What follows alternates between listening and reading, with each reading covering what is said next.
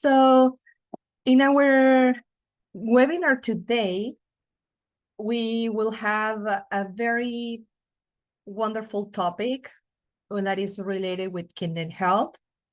And I will get started by introducing myself. My name is Paola Manterola.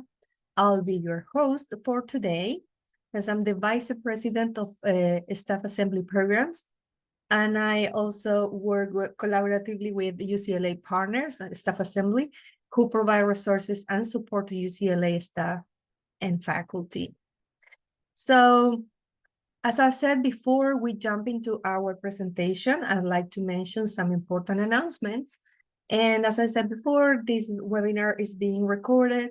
We will publish it on the Staff Assembly's website, YouTube channel, and it will be available for you if you want to watch it again or recommend it to a coworker or somebody else to learn about what is being shared here today. We are offering these Learn at Lunch webinars once or twice a month, and always from 12 to 1 p.m. We are promoting our webinars, Learn at Lunch webinars, in the Staff Assembly newsletter and our website and social media. So if you want to check them out and see what is coming up in the next Learn at Lunch, just join us and look at the information in there. Now you can ask any questions you might have in the Q&A box. I'll be taking your questions, and I'll make sure that towards the end of the presentation, we will have a brief session of Q&A so we can respond your questions, right? As many questions as time allows.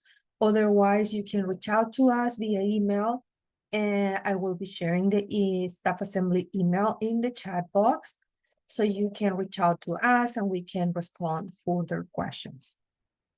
So again, it's a pleasure for us to have you here today. And before we start, I would just like to introduce you to the Staff Assembly. I'm not sure if everybody here is aware about organization, but our organization is an organization for staff by staff. This organization was founded a while ago in 1978 and is supported by the Office of the Chancellor and Campus Human Resources at UCLA. We are dedicating to promoting the interest and welfare of all staff employees. So important roles of the Staff Assembly are to serve as an advisory body for the Chancellor and University Administration on issues of concern to staff, to foster staff engagement in support of UCLA's mission through educational, social, and community programs, and also help promote respect and cooperation among staff and other members of the UCLA community by providing a two-way communication system. With that being said, now I'd like to start with our webinar. I'm honored to introduce you to Dr. Anjay Rastogi, who kindly accepted our invitation to join us today as our guest speaker. Dr. Rastogi is a professor and clinical chief of nephrology at the David Geffen School of Medicine at UCLA, Los Angeles, California. Dr. Rastogi is board certified in nephrology and has a doctoral degree, a PhD in pharmacology. He did his internal medicine residency and nephrology fellowship at UCLA. He completed his graduate training under the mentorship of Nobel laureate professor Luis Ignarro. I hope I'm pronouncing his last name well. Also at UCLA. Dr. Rastogi founded and he's the director of the UCLA Core Kidney Health Program. This program is based on our core values of clinical excellence, outreach, research, and education. He is heavily involved in research, and he serves as the director of the Nephrology Clinical Research Program and other multiple programs at UCLA. So these programs are dedicated to providing the best comprehensive and integrated care to patients and their families. He founded the Bruin Beans Health Club at UCLA, an undergrad club with the mission of mentoring our future leadership in healthcare. Dr. Rastogi received an award for the UCLA Exceptional MD of the Year Award in 2014 for his demonstration of the UCLA value of compassion, respect, excellence, discovery, integrity, and teamwork. Dr. Rastogi was recently awarded in the 2023 Yaonis Nazarian Medical and Humanitarian Prize. And the purpose of this award is to recognize UCLA health visionary practitioners or senior level health care providers whose clinical care, medical research, community programs, or technological innovations are advancing humanity. That was my introduction to Dr. Rastogi. I'll be sharing with you important information if you would like to follow them via multiple platforms, which is their website. They also have a Facebook and Instagram page, Twitter, which is X now, right? Or you can also contact them via phone or email. So I'll be sharing all that information with you in the chat now. With that being said, I'll pass it on to Dr. Rastogi. I'll stop sharing my screen. So actually, Paula, please keep sharing your screen because I don't think I have a share option right now. For some reason, it's not on the Zoom page. Okay. Yeah. Okay. I'll keep sharing the slides then for you. I make you co-host, so I'm gonna check the settings of the webinar as well to make sure what might be happening. Okay, but yeah, I'll pass it on to you next.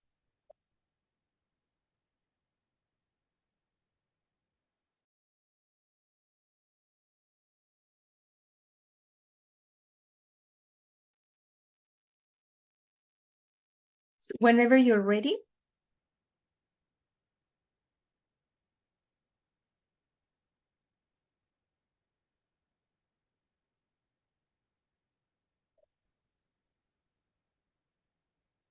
Dr. Rastogi.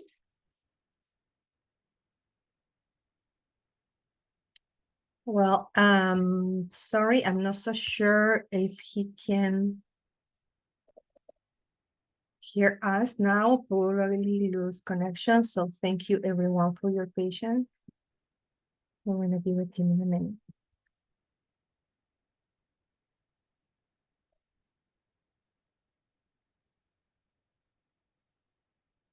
Can you hear us, Dr. Rastogi? I can hear you. Okay. Can you hear me? Yes, we can hear you well. Yes. And also, is there a way I can turn on my camera, Paula? Yeah, supposed to be. You can I don't open see the camera.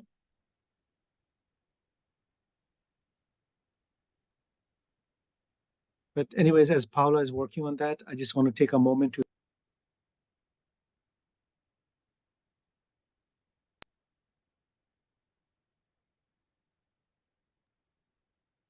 I think, Paula, I think the host keeps on muting me. Please go ahead. I think we now shouldn't have any issues. And Okay. you can open your camera. Okay, great. So Paula, you'll be advancing the slides. I will. Anjay Rastogi, I'm a nephrologist. I'm also a pharmacologist, and just want to take this moment to thank Paula and Heidi and UCLA Health, the president of UCLA Health, Jonice Spezzo, and her entire team, and also Adam Feldman, who's our manager for the Connie Frank and his team. So thank you for having me over here. March is a special month. It's Kidney Month. It's Kidney Awareness Month, but it's also what we would call Diet and Nutrition Month and Social Worker Month. So there are a lot of things interconnected with kidney disease. So the topic today that I thought was very relevant actually was Adam's idea. that was relevant was kidney disease, because it's a silent disease. It's a silent killer. That's the best way to describe it. And what I would like to, even though it was kidney health, we said, but it's kidney disease that we'll be focusing on today. And what can you do as a patient or a caregiver to address these needs? So Paula, if you can advance the slide.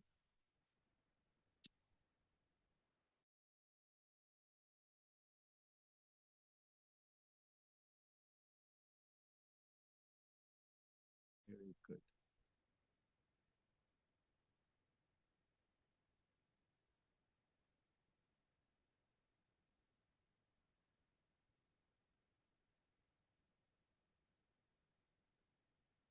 All right. That's now the camera's working. That's great. Paula, can you still hear me? Yes, we can hear you and see you. Yes, yes. So hi, everybody. It's some technicality. So this is a core program that, can you just go back, Paula? Absolutely. Thank you. So this is a core kidney program that, the disclaimer too, that this is only for your information. So please don't make any changes till you speak to your provider. These are our core values: the clinical excellence, outreach, research, and education. The ones that Paula had mentioned. This is the core kidney program. And the person that I want to point out is on your left-hand side. That is Philip Palmer. And Philip Palmer is the news anchor for ABC7, but he's also a kidney donor. So Paula, I think this is on auto, advancement. So maybe you can stop that. And whenever I say advancement, that'll be great. So, yep, next slide. And this is the Circle of Core. The Circle of Core is our patient advocacy and support group. This is made of patients, their caregivers, and also providers. And this is, next slide, please, Paula. And this is some of our core kidney members. Like I said, they're made of kidney patients, kidney transplant recipients, living kidney donors, and also patient advocates and family members. And this is some of our contact information that I think Paula mentioned initially. You can email us, you can visit our website, please do that, and also follow us on Facebook. And on the top right-hand side, you can see the green ribbon. So next time you see a green ribbon, when we see a pink ribbon, we think about breast cancer. But next time when you see a green ribbon, think about kidney disease or kidney health awareness. Next slide. And not to forget our St. Patrick's Day, it also falls in March. It's also green. So here on the right-hand side, or the left-hand side picture is Mary Beth. I think the slides are advancing on their own. And this is celebrating St. Patrick's Day. And on the right-hand bottom, you can see we used to do the kidney fair at the beach. So that was another kidney health awareness program. We stopped this in the pandemic age, and we are planning to go back at some point. So tune in, follow us on Facebook, and you will see when we'll be going. We used to call it a fair because there was a lot of educational, but a lot of fun events that we did as well. Next slide.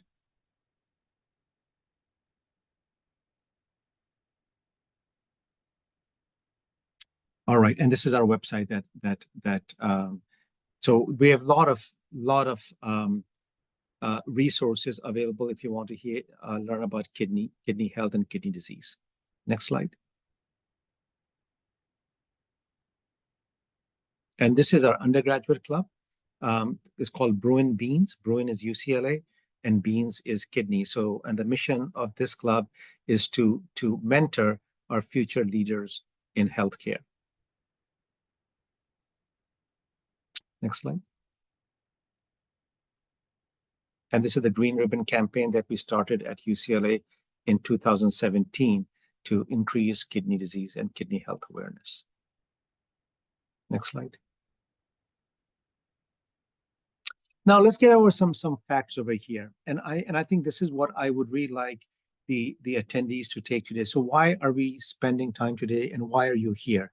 So Paolo, can you just stop the self-advancement because I think this keeps on moving. Yes, that's what I'm trying to do. So let me stop sharing and I will re-share the presentation.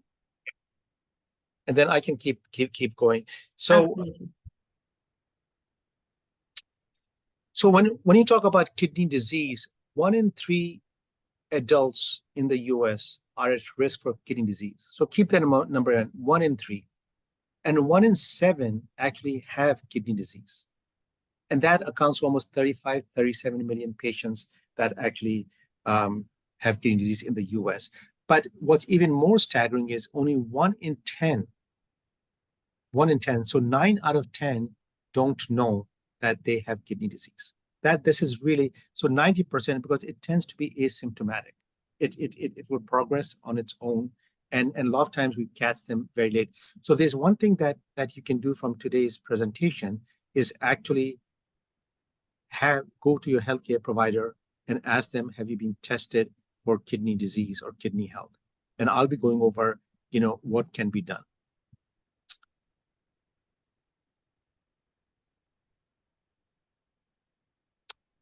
Just to double check, am I sharing a screen? Yes, I can see that. You can see the screen now then. Yes, I can. Actually, if you can have me share my screen as well, I can just advance them on my own, Paula. That'll be great. So if you can give me the share screen. Yeah. You're supposed to have that ability. I don't. I clicked on it, says share screen, and it says host has disabled it. Okay.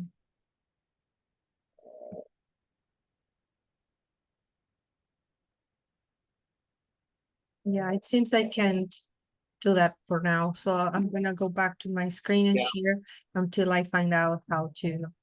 Yep. give you. And if you go to this button in the top that says, I mean, we can just click with this. That's fine if the people can see it. But there's a presentation mode as well.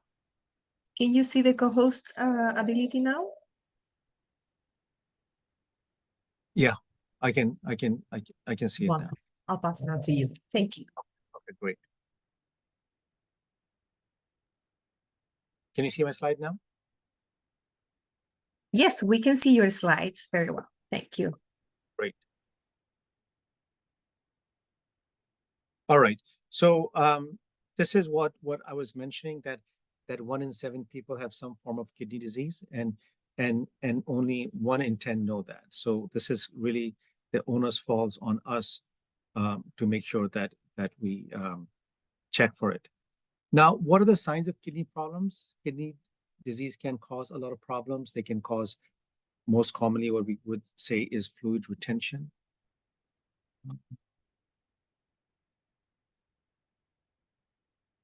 Just 1 second. Why does it keep advancing on its own?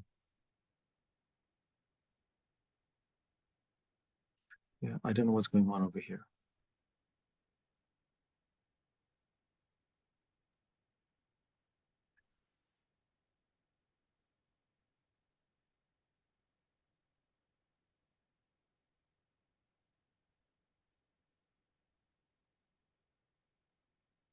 Okay, we are seeing your slides now.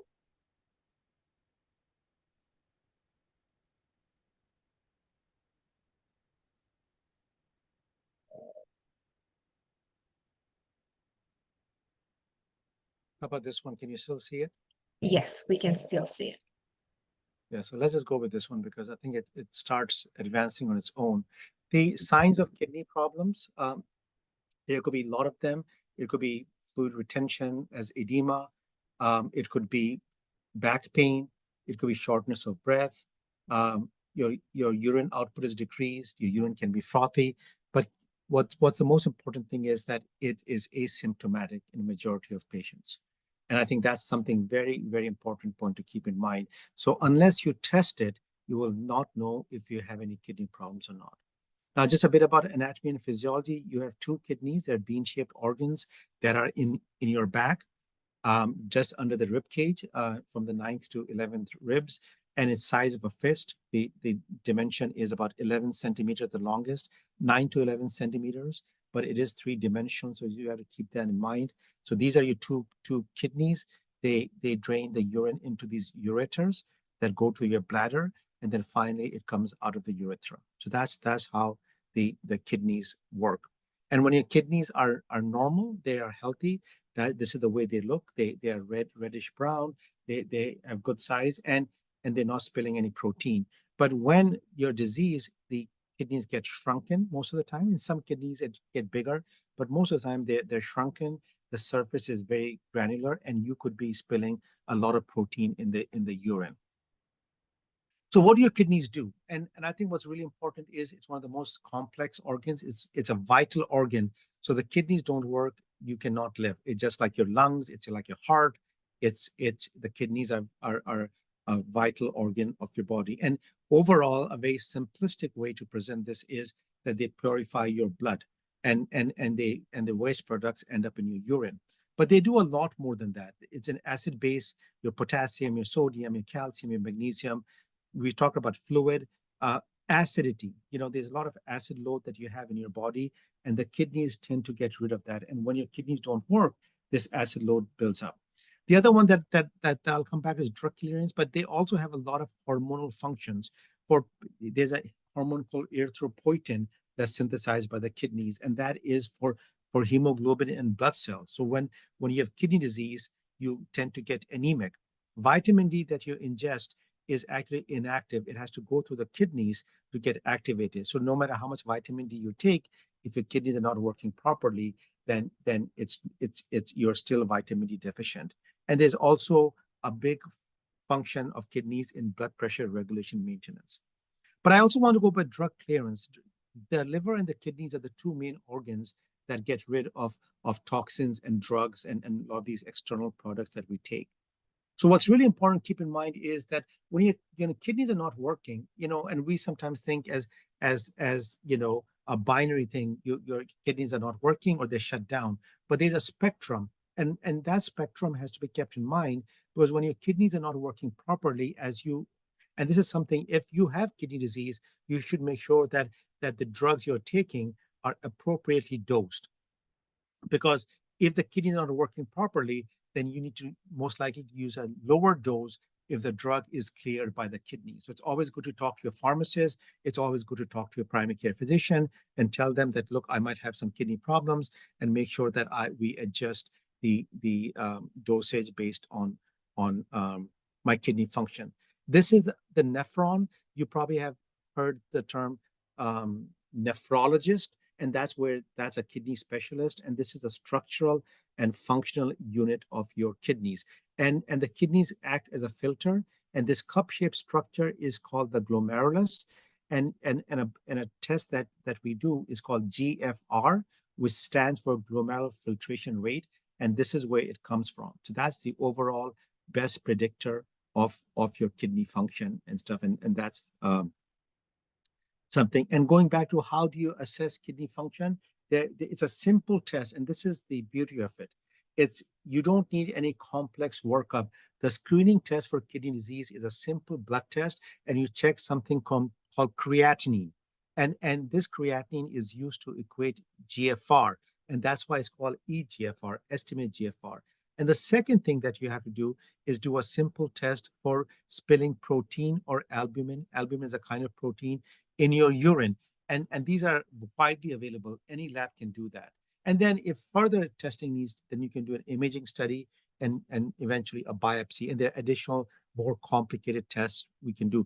But for simple annual screening, all that you need is a simple urine test and a simple blood test. And I think that's a point that we want to drive home, that it's not that complicated. Now, we saw what kidneys do. They'll do a lot of functions, but when the kidneys don't work properly, there could be a lot of problems. And we broadly divide the kidney injury into two groups, the acute and the chronic. And today our focus is going to be on chronic, because that's where when I quote 1 in 7 people have that. But if it's an acute, it's a very different workup and it's different. So that you need to talk to your doctor and healthcare provider. And how do we define chronic kidney disease? So if you have any evidence of kidney disease damage for 3 months or more, 90 days, then that person will be classified as having chronic kidney disease. And the way we identify kidney damage is that we look at your GFR and we look at your urine. I mean, there are other things to look at too, but this is the basic test that we do. And if there's evidence of damage on either one of them, urine or the blood test, then you will be classified and qualified as having chronic kidney disease. Now, there are 5 stages of chronic kidney disease. So, like I said, it's a spectrum. It's not binary that you have kidney disease or not. And this is based on the GFR. Now, GFR normally is above 90, and there's age-dependent decline as well. But this is the spectrum from stage 1, which is the left-hand side. You advance to stage 2, 3, 4, and 5. And the stage 5 is the most advanced, and this is what we call end-stage kidney disease. And these patients will need some form of support, whether it be dialysis or transplant. So important thing to keep in mind is that if you do have kidney disease, then see which stage you're falling in and make sure that it's appropriately, because it's a stage-dependent treatment. And please start putting in questions in the chat or Q&A box. I will try to answer as many as I can. Now, what are the causes of kidney disease? So diabetes mellitus is by far the most common.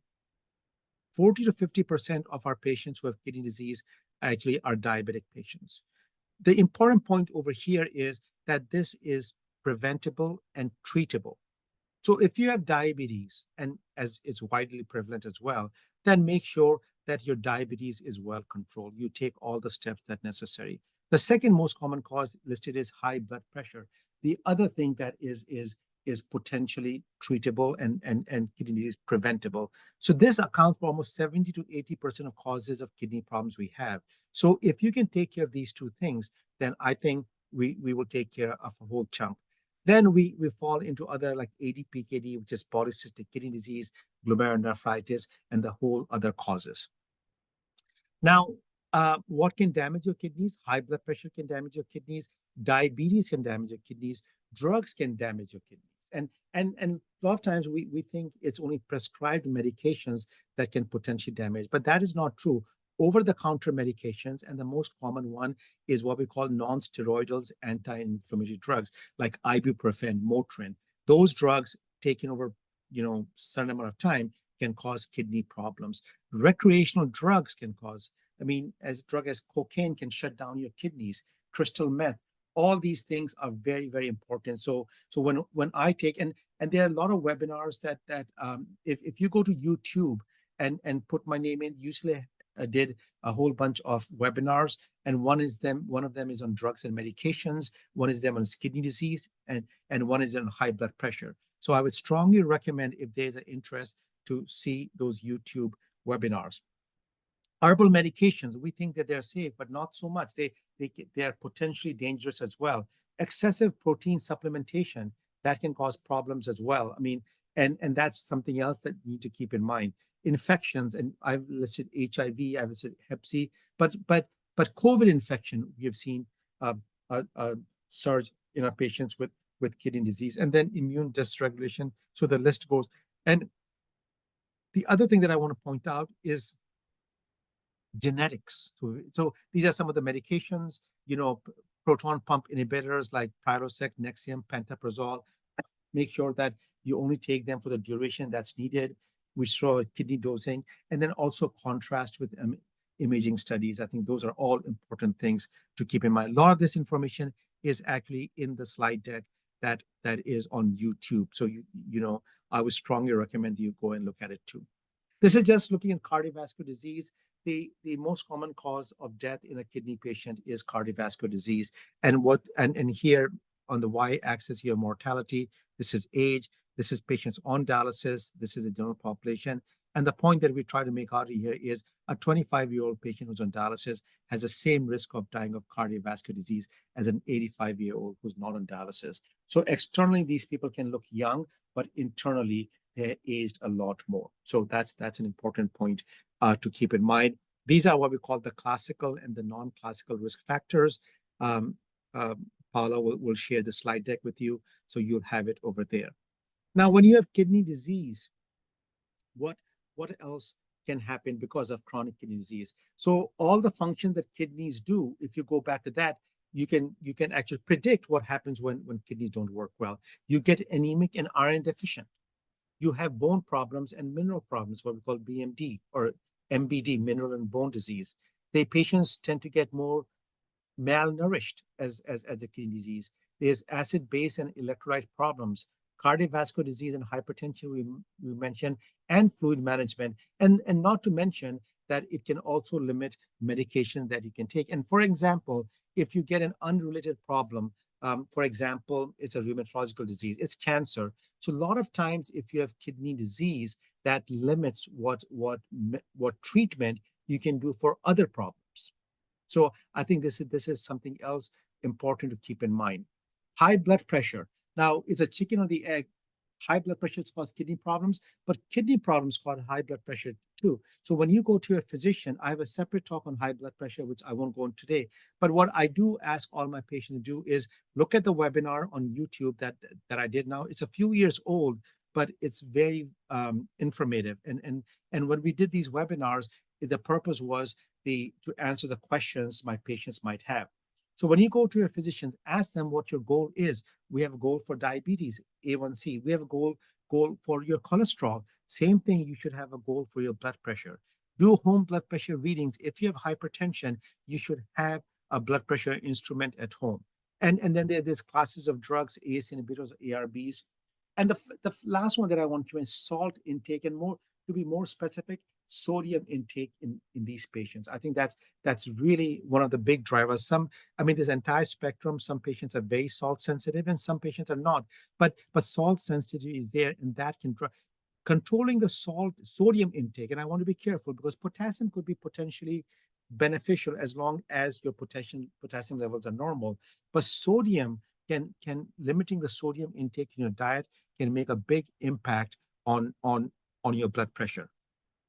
We spoke about anemia management in these patients, that you check your hemoglobin, check your iron. These are patients with kidney. Bone disease, check the vitamin D levels, check your calcium, phosphorus. Another hormone called the parathyroid hormone, PTH, which I think is very, very important. And this is the test that we do when we check for kidney disease and their acid load. So the typical Western diet that's high in meat produces a lot of acid. Now, keep in mind, this is not your acid in your stomach. It's an acid in your body, inside your body, actually, in the blood. And this acid load can do a lot of damage to, among other things, to your bones as well. And it's very, very important that we monitor this very closely. And there's something that we call the TCO2, the total CO2. And the other way to say it is bicarbonate, to make sure that the bicarbonate levels is 22 or above. It depends upon your lab as well, but make sure, and that's where the diet really comes in. And a plant-based diet overall is more kidney friendly. So I think that's also an important point to keep in mind. Your electrolytes, we spoke about sodium already, but potassium, calcium, phosphorus, magnesium, all these electrolytes, kidneys have a very central role in maintaining these electrolytes within a normal range. And when your kidneys don't work properly, these get out of whack. And when they get out of whack, they have problems on other organs, including the heart. So I think that's also something important to keep in mind. And a simple blood test can show you all the stuff. We spoke about fluid. Now, about the fluid, what I always say to our patients is always separate fluid or what we call free water intake from other things like salty water. Fluid intake, unless your kidneys are fairly advanced in disease or health, the fluid intake, we recommend people to do hydration. But once again, talk to your physician. But the fluid should not cause edema in general. That's really, unless you really have very minimal kidney function. And it's the salt that causes edema. It's the sodium that causes the edema in these patients. Clinical research and studies are very, very important. So if there is anybody interested in any ongoing clinical trials, please let us know. They actually have a lot of other benefits beyond just treatment. Now, what is the optimal care for a CKD patient chronic? So right at the top, as you can see, is early detection of CKD. So that's probably the single and the most important thing. Now, prevention. So if you're diabetic, if you're hypertensive, if you have a genetic cause, then get on this early and do whatever you can. If you can't stop it, at least slow down the progression and optimize. And this is where the delaying progression comes in, whether it be ACE inhibitors, which is a class of drugs, blood pressure control, blood sugar control, protein restriction, or I mean, I won't say protein restriction, but more importantly, I would say avoiding of high protein diet in these patients. Prevent complications, treat the anemia, treat any malnutrition, treat, this is osteodystrophy, it's basically bone, acidosis, which is acid buildup, treat the comorbid conditions. We mentioned this already. And then if you have advanced to CKD stage 5, actually even before that, then start preparing for what we call the renal replacement therapy, kidney replacement, education, modality. Are you a candidate for transplant? Can you get a preemptive transplant and all that stuff? So this is the entire, and that's where the core kidney really comes in. The circle of core is really important. So the summary, learn more about kidneys, be an active participant in your care, ask questions, let us know what you would like to hear more in the future, feedback, and the donations and support was for actually a previous program. So, but anyways, I just want to thank Paula and Heidi and Adam for having me here today. Knowledge is power, and this is our contact information. Paula will share that with you. And with that, I'm going to stop sharing my screen. And I know there's a whole bunch of questions that are popping up over here. Yes. So, Thank you so much, Dr. Rastogi. Yes, we have a few questions for you in the chat. So I'm going to read the first question for you. And I also, can read them, Paula. okay, you can read it. Perfect. Go ahead. So the first one is, can a person live with kidney stones? The short answer is yes, they can live with kidney stones. But the question, why would you want to live? It's a very painful thing. So there are a lot of things that you can do to prevent kidney stones.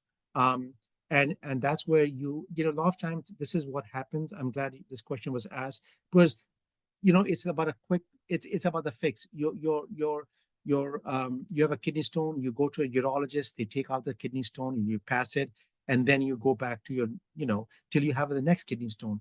This is where you need to talk to a kidney stone specialist, which is a nephrologist. And if there's anything we can help with, please email me. But there are things that you can do. The kidney stone should be analyzed. There should be a metabolic stone workup. There could be dietary changes. We can put you on medications and also hydration. There could be genetic causes, rare, but there could be genetic causes of kidney stones as well. So the short answer is, can you live? But you will live better if you can prevent the stones from happening in the future. How much salt should the average adult have in a day? I tend to do low sodium cooking, but a couple of times a year, I'm craving salt. I think that's another very good point. And I just want to clarify, whenever we say salt, we're talking about sodium, because potassium is also a salt as well. But in the common lingo, salt is really sodium, or we call it salt. Now, you should, number one, I do want to say it right off the bat. The sodium that you tend to get is not the sodium from the table salt, or you're adding it's what I call the hidden salt. So let's talk about what hidden salt is. So I never ask my patients, are you on a high salt diet? Because to date, none of my patients have ever volunteered that they're on a high salt diet. Everybody's on low salt diet. But how do we find out? Well, we can find out. We have ways to find out. We can check their urine if is a lot of sodium. What I ask my patients is two different questions. Number one, I ask them is, do they eat out? And if they do eat out, how often? And by the way, ordering food in is also eating out. So anything that's cooked outside. The second thing is, do you eat frozen food or preservatives? And the reason why I bring this up is because they are full of sodium. Because sodium is not just a flavor enhancer, but it's also a preservative. So if you eat out a lot, and or if you eat a lot of frozen or preserved food, then you're not on a low salt diet. So I think that, but this person says they do a lot of low sodium cooking. Now, this is something that you should talk to your provider based on your health. But anywhere 1.5 to 2.3 grams of sodium is something that we say is within. But I think it's really important to keep in mind that most of the salt is a hidden salt, and you don't even know that.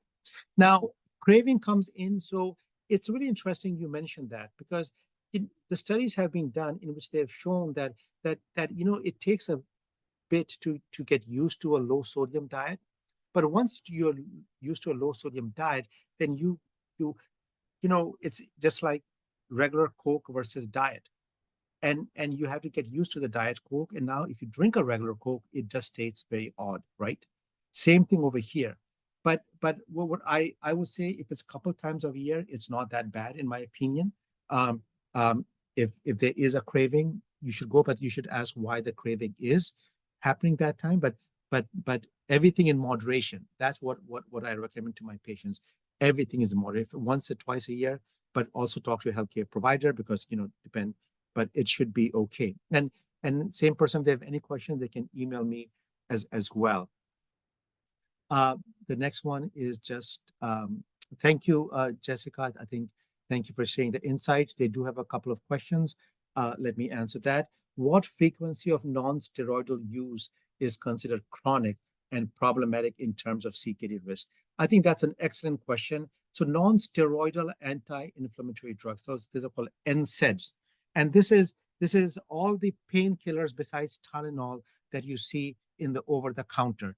Ibuprofen, Motrin, Aleve, all of them are. I think the only one is Tylenol that is. So it's really important, because they come in different, they slide in. And you really should be very cautious, because you might be taking a non-steroidal and not know that. So if you you don't Google it, the name, or talk to your pharmacist. Now, the question becomes with a CKD risk.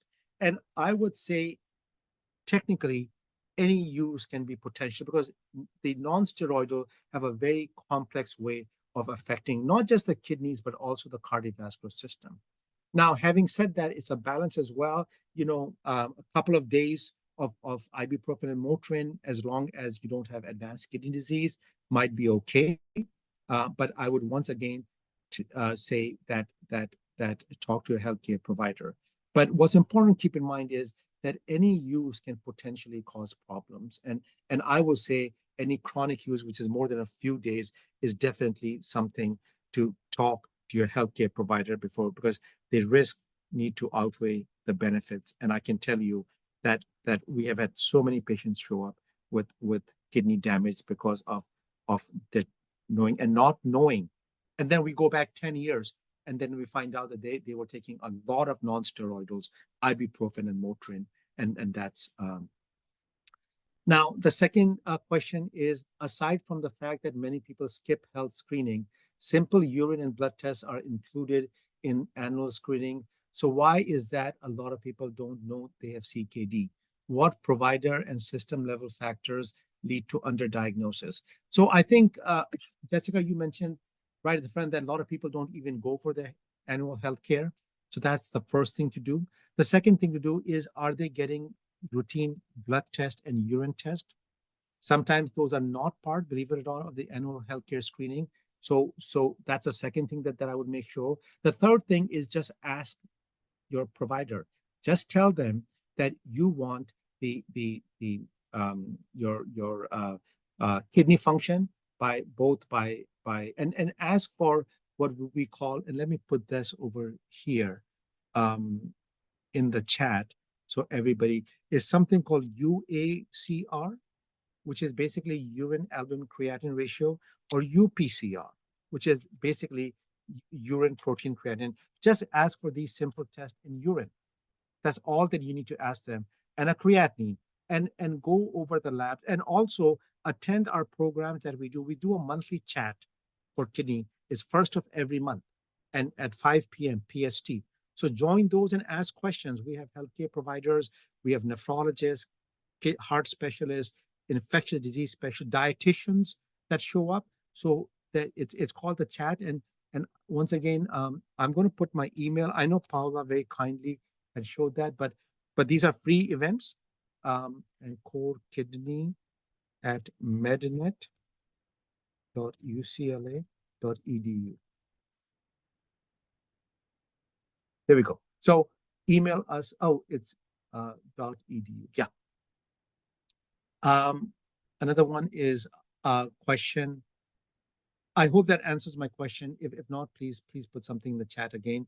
Now, the next one is, I don't think you necessarily spoke about this, but if we are interested in being a kidney donor, where should we look? Well, I did not bring this up, but I'm glad you brought that up. Paula, can you share the slide that I had sent you? I would really appreciate that. Now, you're touching something that's very dear and close to my heart.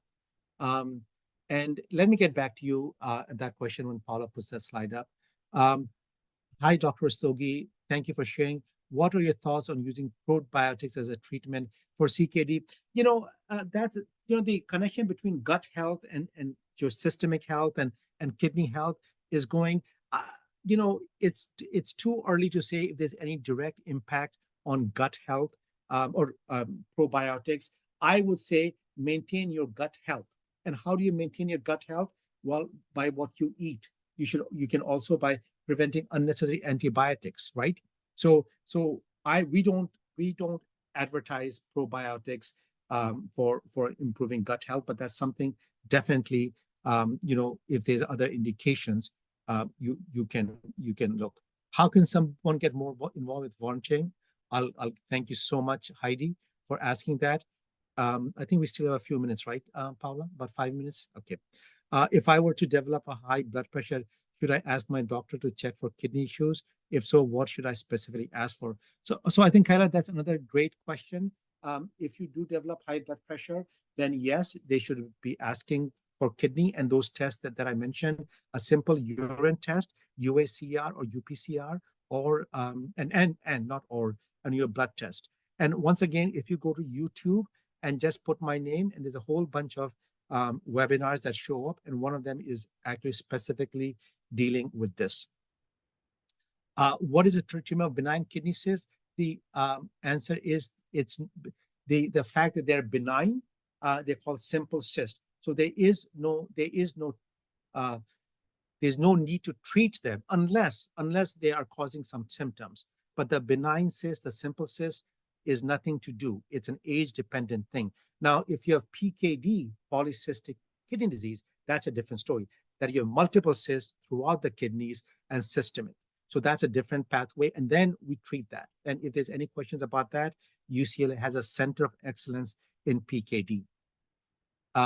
Next question. Based on current blood work, second round of blood work has been done. It has been discovered that I have high calcium, parathyroid, normal, creatinine, EGFR. Okay, so this is a more specific question, and I can just tell you one thing right off the bat, that if your PTH levels are that high, 193, and calcium levels are high, then there's something called primary hyperparathyroidism. It could be hyperplasia, it could be adenoma, it could be some, but those are. So whoever has asked that question, they can email me. We can take care of that. Doctor said based on vitamin, we'll advise on next testing. So please email us, and we will address those questions. But based on what I've been told, based on the labs, it looks like something that we call primary hyperpara. And there is different pathways to go down on that. That could be including just monitoring them, doing some additional testing, or surgery if needed. Can you reverse a kidney stage you're in? Example from the short answer is yes. It depends upon where you see, and there are things that now there's something called fibrosis and scarring. If that has happened, then but there are things that you can actually improve kidney function. But what I tell my patients is preserving kidney function. When you're there, you stay with that. I think Adam asked how much advil pain can be taken that is reasonable amount of a time. There is no, it's I always say that it's like smoking. So the question is how much non-steroidal. Some people can take one cigarette and get problems. Some people can say 100 cigarettes. So the short answer is minimize the non-steroidal and take it under supervision. Now, even though it's an over-the-counter drug, make sure that you discuss with your healthcare provider that how much you can take and what. So it has to be individualized. What do you maximum? I already answered that. Um, pea protein. I think there's a lot of questions. Can you send it on the webinar chat? We were not able to see that in the chat to everyone. Absolutely, I will do. So let me talk about this. Somebody mentioned about living kidney donors. They also asked about kidney disease awareness. They also asked, Paula, just let me know how much minutes I have because I don't want to go over. But Yes, I you think have a few more minutes to go, a couple more minutes. so. I think those are very important questions, and I'm very grateful that these questions are being asked. The Core Kidney Program, which is the UCLA program, the Circle of Core, which is the extension of the Core program in the community, and the Brewing Beans Health, which is a UCLA undergraduate program, which are mentoring our students in this field of healthcare. It's not about kidney disease. It's not even about medicine. It's about anything. So I was asked by one of my patients' husband, this is last year, and he calls me up and says, Dr. Rastogi, you talk about 1 in 7 have kidney disease, only 1 in 10 know that. And he said we should do urine tests. And I think it was a question that was asked as well by Jessica, how can we make system-wide changes? And anybody and everybody who's attending this or will be seeing the future, if you want to participate in this mission, please let me know. Now, this person calls me. His name is Rick Zumwalt. This is all. There's no patient privacy. This is all public knowledge. So he calls me. His wife is Nanette Zumwalt, one of the biggest patient advocates, and her kids went to UCLA as well, and they played for UCLA football. Their name is all over Wasserman Center. But he calls me up, and his wife is here. If you see at the bottom, on the right hand side, the second one in the middle, that is Nanette Zumwalt. So her husband calls me and says, Dr. Rastogi, we need to change the way we are doing medicine because this is not looking good. And he came up with an idea which I thought was quite strange, but he said, let's have a float in the Rose Parade. And I mean, we think big, but not that big. But anyways, he convinced me to have a float, and Core Kidney had a float in Rose Parade, and this was the float, and it was a beautiful float, and you can see the hummingbird in the front, and the hummingbird which symbolizes peace, spirituality, healing in the Native American culture, and that was pulling this, and there were 2 butterflies on either side, and then in the back you can see the tree. It was a 55-foot float, and there's a tree, and the canopy resembles a kidney. And this was our first year, and we won the Isabella Coleman Award. Now, for people who don't know this award, it's one of the most prestigious award Rose Parade gives. And because Isabella Coleman was the first woman florist designer. I mean, and this is held in Bay, and we won that. And these are all our Circle of Core members. But why do I bring this up? We talk about living kidney donor. And the mission of this float was that to increase kidney health awareness by improving, by honoring our living kidney donors. And there are a lot of living kidney donors in this group.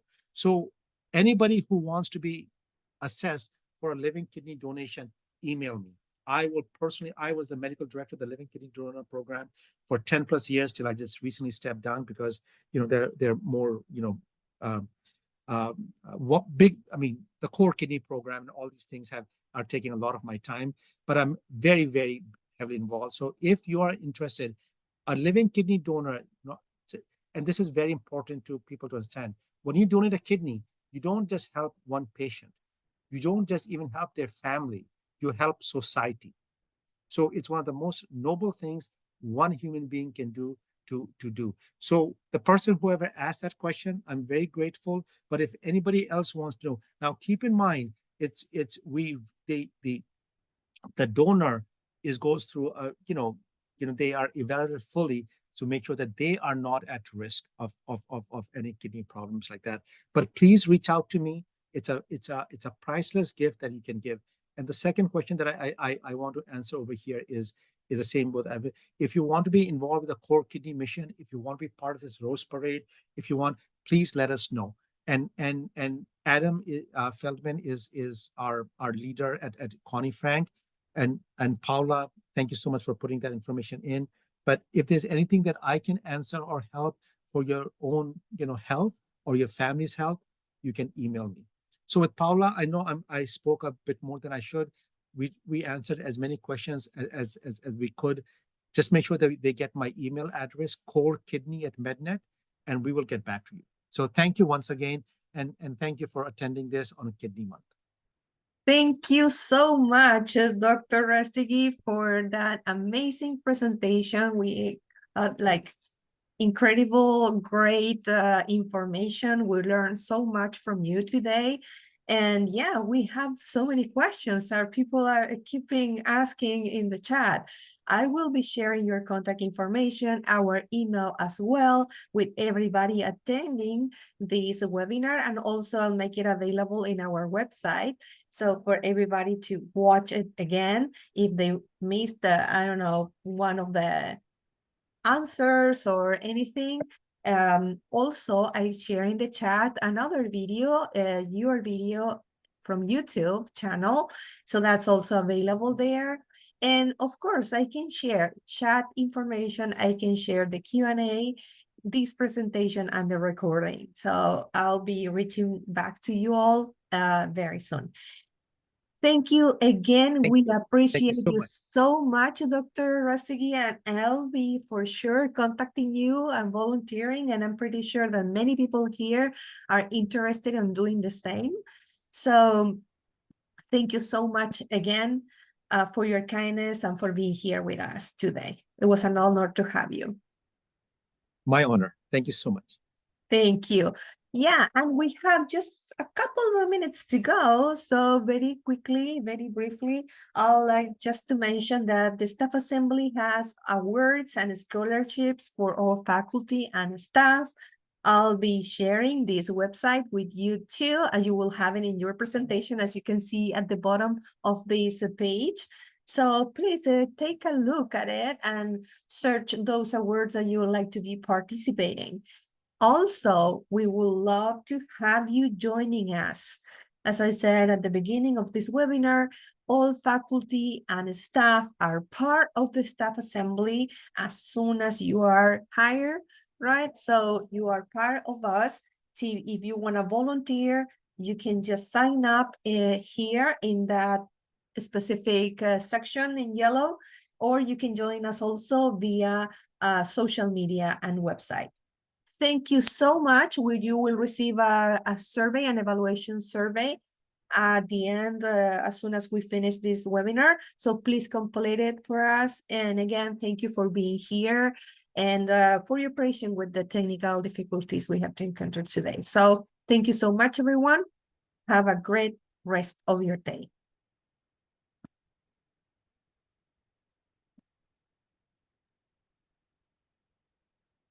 Thank you, Paula. Thank you. Thank you so much.